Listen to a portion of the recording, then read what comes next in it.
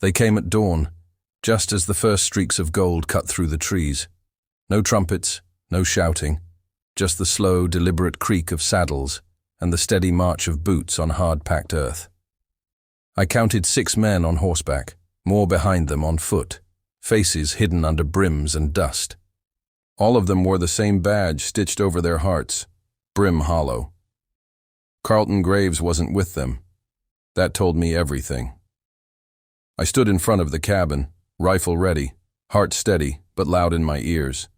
Boone was just inside the door, with a hammer in hand, his face set like stone. Jeremiah crouched beside the firewood pile, waiting for my signal. Sissy slept wrapped in quilts in the back room. Annalene stood on the porch behind me, her shotgun slung low, her dress tucked into her boots. The lead man raised a hand. He had the look of someone who'd been promised something easy, maybe a coin purse, maybe a favor. He didn't look eager for blood. Not yet. "Mornin'," he called. "We're here for the woman and the children. This don't have to turn ugly." I didn't answer. He took a few steps closer. "Ain't nobody want trouble, mister. Let's do this civil." I raised the barrel of my rifle an inch. "This is as civil as it's gonna get." There was a long pause. The men shifted in their saddles. Somewhere in the forest, a hawk called. The lead man sighed. "You're protecting stolen property." "They ain't property," I said. "They ain't yours either." "They're free," I said. "By God and by me. That's enough." He looked at the cabin. "You really ready to die for this?" I looked behind me, at Annalene, jaw clenched and steady. At the outline of Boone through the doorframe, tense and quiet. At the home I'd built twice now, first with a dream, now with people who needed one. "I already did," I said. There was silence. Real, bone-deep silence. Then someone shouted, and the first shot rang out. It missed. Barely. I fired back, and everything fell into thunder. The boys stayed down, just like I taught them. Jeremiah flung stones from behind the pile like a mad. Squirrel and Boone pulled Annalene back into the cabin. I stayed out front, rifle braced, picking targets one by one. I wasn't fast, but I was sure. Years of hunting alone will teach a man where to aim when every bullet has to count. 2 of them went down early. The rest scattered, trying to flank. One made it to the porch steps. I dropped him there. Another came around back, and I heard Annalene's shotgun roar like judgment. Then it went still. No more shouts. No more hooves. Just smoke, sweat, and the sharp sting of blood in my mouth. I'd taken a grazing shot across the ribs. Felt like being kissed by a branding iron. Boone emerged first, face pale but alive. "Jeremiah's safe," he said. I nodded. Annalene stepped out behind him, holding Sissy, who'd woken crying but unhurt. Her hair was mussed, her cheeks stained with tears, but when she saw me, she reached out. I took her in my arms. No one moved. I looked around. The riders were gone. One man groaned from where he lay near the trail. Alive, barely. We didn't chase them, didn't need to. Word would spread about the woman, the children, the scarred man who chose them over peace. About the cabin where a family stood against lawmen and liars, about the ones who weren't for sale anymore. That evening we sat around the fire with no words left. Boone cleaned the rifle like he'd always known how. Jeremiah dozed with his head on my leg. Annalene stared at the flames like they held the past and the future both. "You knew they'd come," she said. I did. "You stayed anyway." I looked at her. "So did you." She smiled, just a little, not soft, not sweet, but proud, fierce, alive. "They'll send more," she said. "Maybe," I answered, "but next time, we'll be ready sooner." Sissy stirred, and I rocked her gently. The weight of her in my arms wasn't heavy anymore. It felt Right. You didn't just buy us, Jed, Annalene whispered. You gave us a place to start again. I didn't give it, I said. You built it. I just held the door open. She looked at me, eyes wide with something halfway between fear and love. Then she reached out, brushed her fingers over my knuckles. It was enough. The wind moved through the pines again, carrying no screams this time, no threats, just breath, just life. We weren't the same anymore. We were a family. And for the first time in years, the West stood quiet and watched, not with judgment, but wonder. I rode into Brim Hollow with the kind of ache whiskey don't touch. Asterisk, it had been near a year since the fire took my wife and little girl. Folks said it was lightning that hit the barn. Truth is, I never looked close. I just stood there in the rain, hat in my hands, watching everything I loved burn down to ash. Since then, I drifted town to town, job to job, mostly gunhand work and trail guarding. Never stayed long enough for names. Asterisk, but something about Brim Hollow slowed my horse. The wind carried a stillness I recognized. Grief has a smell like old pine and dirt after rain. I followed it right to the town square. Asterisk, there was a crowd gathered at the courthouse steps. Dust swirled at their boots, sunlight slicing down like judgment through a clouded sky. Men leaned on canes, women clutched parasols. A boy with a split lip sat on a barrel, chewing a splinter. I should have turned back. Instead, I tethered my horse and walked up. Voices were raised, some laughing, others spitting words like nails. And there, standing on the steps beside a red-faced deputy, was a woman and 3 children. Asterisk, she wasn't young, but not old either. Wore her strength like armor, though her hands trembled when she reached for the baby girl on her hip. Her name wasn't spoken yet, but her story bled through, the way she stood straight-backed, chin up, even with shame buzzing around her like flies.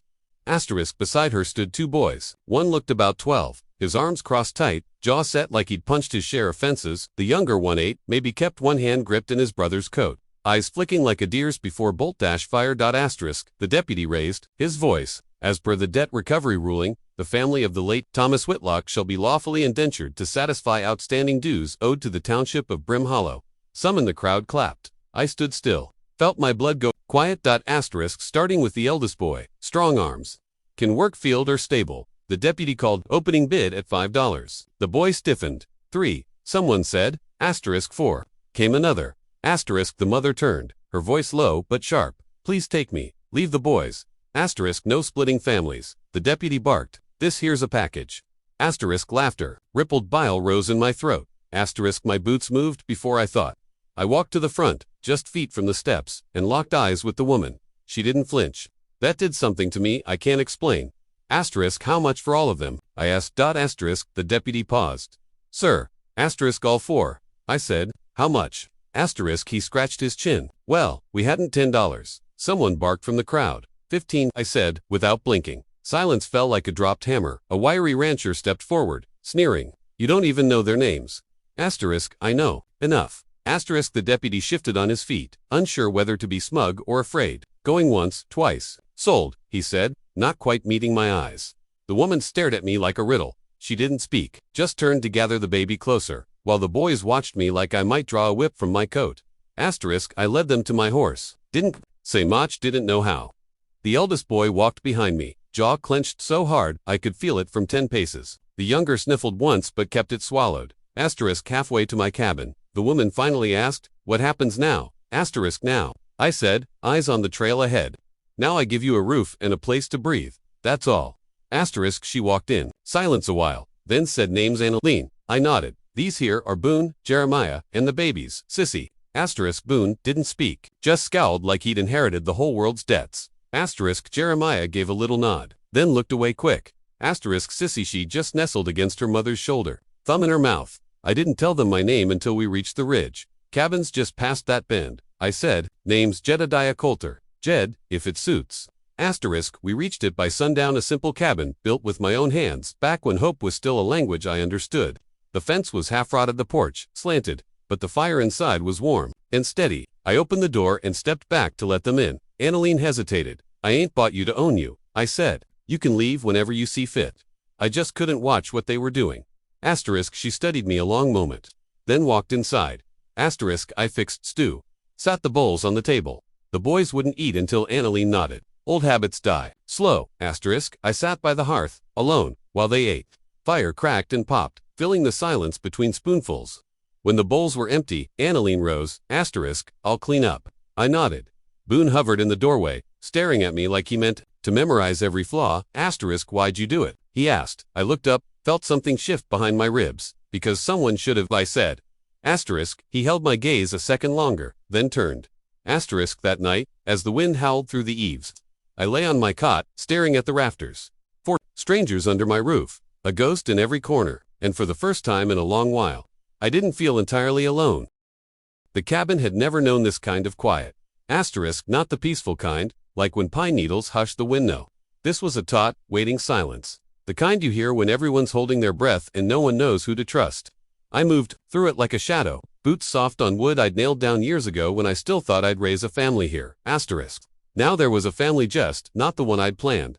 Asterisk. Boone kept his distance, perched near the window like a stray dog that don't bite but won't be touched. Jeremiah was quieter still, following his brother like a second shadow. They never spoke unless their mama looked away. As for Sissy, she clung to Annalene's hip with the fierceness of a soul who'd already seen too many arms let go. Asterisk. Annalene didn't ask for much, just where the well was, where to hang laundry, what herbs grew near. She did everything like a woman who didn't expect to stay long. Her voice was always even, never warm, but not cold either, like she'd packed up tenderness the day her husband died and hadn't dared unpack it since.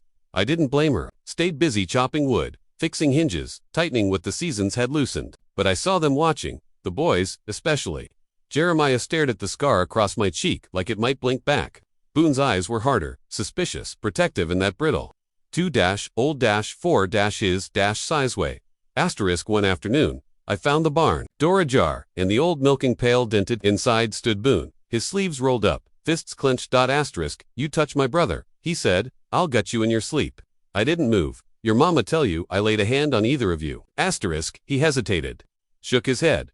Asterisk. Then you can let go of that rage, I said. It's heavy, and you ain't big enough to carry it long. He looked away. You ain't prisoners here, Boone. You're just people in a bad place. Same as I was once. Asterisk. Still looks like a cage.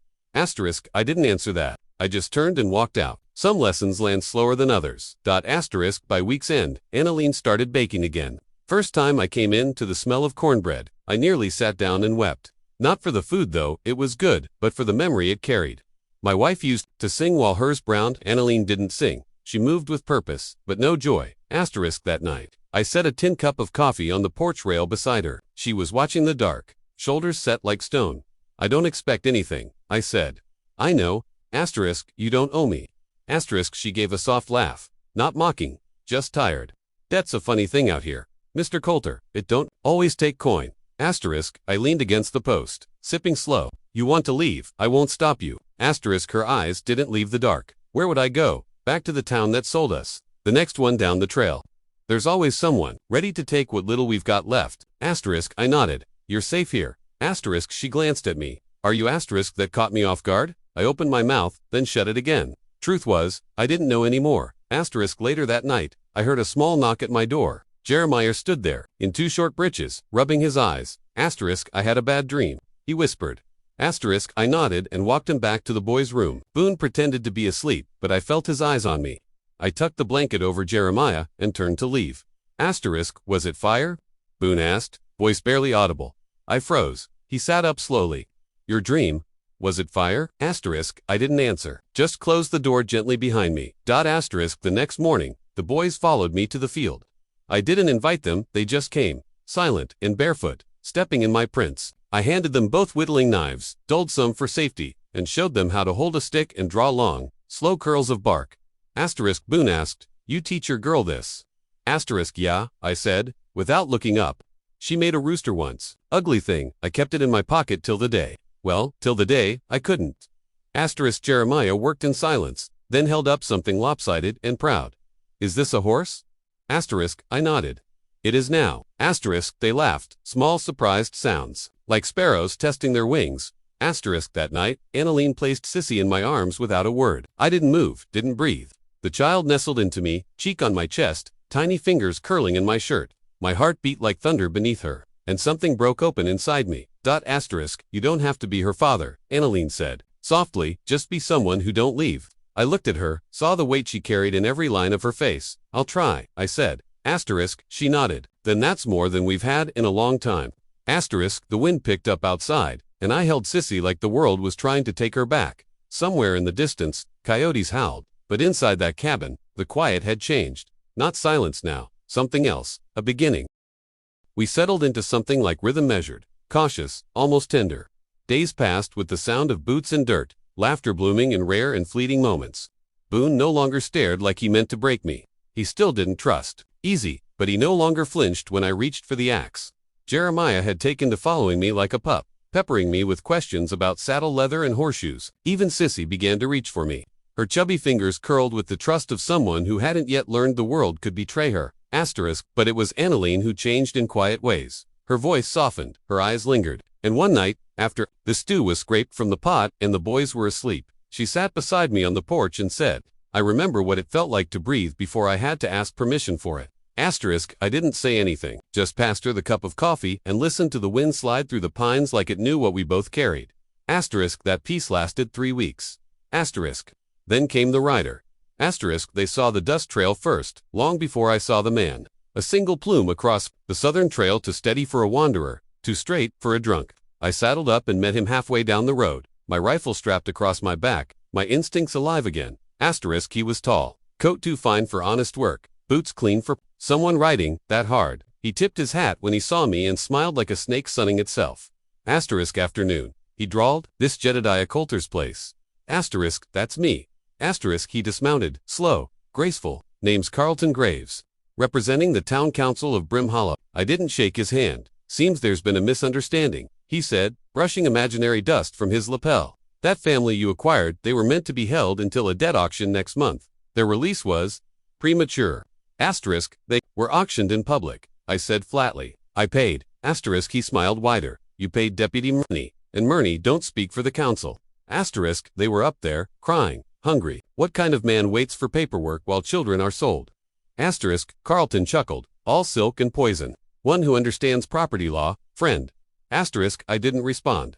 My fingers rested on the strap of my rifle, not moving. Asterisk, he stepped closer. We're giving you 2 days to return them. No questions, no fines, just undo the mistake. Asterisk, I stared at him. No. Asterisk, he arched a brow. Pardon. Asterisk, you heard me. Asterisk, he smiled, slow and pitying. They're not yours, Mr. Coulter. Asterisk, they ain't yours either. Asterisk, a pause stretched between us. Then he nodded, adjusted his hat, and turned for his horse. Asterisk, 2 days, he said without looking back. After that, it won't be me coming. He rode off without dusting his tracks. That night, I didn't sleep. Asterisk, Annaline stood at the door, long after the lantern was out, arms crossed, her silhouette lit. By moonlight, she didn't ask what happened. She knew. The woman had been hunted before. You can see it in the way she carries her children close, like soldiers on a battlefield. Asterisk, they'll come, she said. I nodded. What do we do? Asterisk, I leaned back, in my chair, feeling the weight of choices crush down. I can fight. That's what I know. But it won't be clean.